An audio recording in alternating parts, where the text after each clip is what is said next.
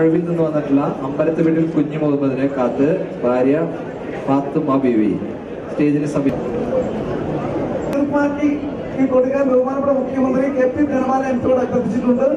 ചെന്ന് ആ രോഗികളെ നേരിൽ കണ്ട് അവരുടെ അപേക്ഷകളിൽ തീർപ്പുണ്ടാക്കി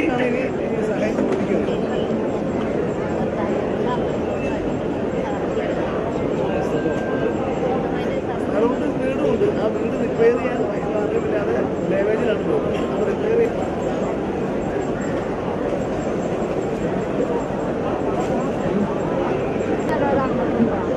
ഹൗസിംഗ് ബോർഡ് സെക്രട്ടറി ബഹുമാനപ്പെട്ട സഹകരണ വകുപ്പ് മന്ത്രി ആവശ്യപ്പെടുന്നു. ദയവായി സ്റ്റേജിലേക്ക് വരിക.